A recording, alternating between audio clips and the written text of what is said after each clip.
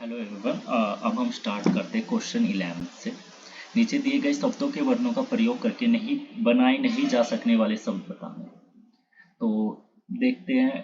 Trees बन सकता है। टी है हमारा, आर भी है, एक बार ई, दो बार ई भी है, मतलब डबल ई भी है, और एस भी है। तो ये तो बनेगा।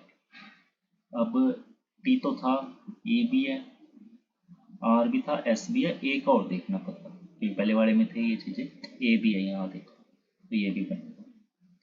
और ई था, आर भी था ऊपर वाले में, ए भी था, एस भी था।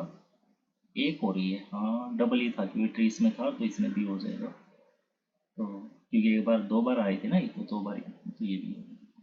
इसमें देखना है, पी है, इसमें है ना पी है, ए भी है, आर भी है, ए भी है, डी नहीं है भाई, तो ये नहीं होगा। तो यही है जो शब्द नहीं बन सकता। नेक्स्ट क्वेश्चन में क्या बोला है कि यदि किसी कूट भाषा में ट्रेन को ऐसे लिखा जाए तो डेट को कैसा लिखा जाएगा। ये टी है, ये टी तो एस से जस्ट पहले आता ही है, मतलब टी एस के बाद आता है और एस टी से पहले आता है। क्यू के बाद आर भी आता है भैया। जेड देखो, जेड खत्म हो जाएगा, जेड के बाद फिर दोबारा से ऐसे स्टार्ट कर लेते हैं, तो उसके बाद ए भी आता है, एच के बाद आई। हाँ तो देखो ये क्या है कि ट्रेन को बनाने के लिए इन्होंने क्या किया, S Q Z H M, ये ना एक एक कम करके लिख दिया। जैसे उल्टा करके देखोगे ना, एस के बाद क्या आता है, टी आता है अल्फ़ाबेट्स में, क्यू के बाद आर आता है, जेड के बाद दोबारा से घूमोगे तो ए आ जाएगा, क्योंकि दोबारा से करते हैं ना। एच के बाद आई आता है और एम के बाद एन आता है। तो यहीं ऐसे ही डेट में भी जाओगे तो एक एक कम करोगे तो ये देख लेता है, देखते हैं। सी के बाद डी आता है, जेड के बाद ए आता है, टी के बाद क्या आता है, एस आता है क्या कहते हैं, टी के बाद क्या, यू आता है टी के बाद। ठीक है, तो ये तो नहीं होएगा, ये गलत है। इसी तरह इसमें भी यही हो गया, टी आ गया। इसमें देखते हैं, सी के बाद डी आता है, हाँ, जेड के बाद ए आता है, ठीक है, एस के बाद टी आता है और डी के बाद ई आता है, तो ये हो जाएगा। इसी तरह इसमें देखोगे, एक्स के बाद तो वाई आता है ना, तो ये तो नहीं होगा। तो ऑप्शन हमारा सी होएगा इसका। ओहो, वेन डायग्राम। सभी चूहे, इसमें भी वैसे वेन डायग्राम से हमें चेक करना है कौन सा निष्कर्ष ठीक है। तो सभी चूहे बिल्लियाँ, ये बिल्लियाँ, सभी चूहे बिल्लियाँ है, तो ये बिल्लियाँ होगी भी। तो जितने भी चूहे हैं सभी इसके अंदर आ जाते हैं।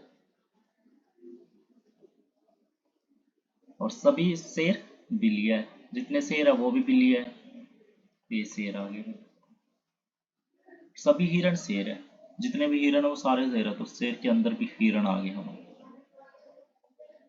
तो अब हमें देखना है कि इनमें से कौन सा ठीक होएगा। सभी हिरण बिल्लियाँ है, जितने भी हिरण है वो बिल्लियाँ है। हिरण देखो ये है हमारा, तो जितने भी हिरण है वो सभी बिल्लियों के तो अंदर आ रहे हैं, बिल्लियाँ हिरण शेर के अंदर आ रही, शेर बिल्लियों के अंदर, तो वो उसके अंदर ही हो गया फिर। कुछ हिरण चूहे है, कुछ हिरण, ये देखो ये हिरण है, चूहे इधर है, दोनों में कोई है ही नहीं रिलेशन, तो ये नहीं होगा। कुछ बिल्लियाँ हिरण है, देखो इतनी सारी बिल्लियाँ थी अपनी भरी पड़ी है बहुत, यहाँ सब जगह बिल्लियाँ है। तो इनमें से जो बिल्लियाँ यहाँ आ रही है ना, वो हिरण भी बन रही है। ठीक है, तो कुछ बिल्लियाँ, ये इतनी सी बिल्लियाँ हिरण भी है, तो ये ठीक है। तो ऑप्शन फर्स्ट है। लिखित में से कौन सा पद भिन्न है। हाँ देखो भाई बताओ, एंड में तो ऐसा कुछ नहीं है लग रहा मुझे। देखो ये 5 से मैं इसको डिवाइड करूंगा हो जाएगा, 9 से इसको डिवाइड करूंगा हो जाएगा, ये 25 आएगा, ये कितना आएगा 12 आएगा।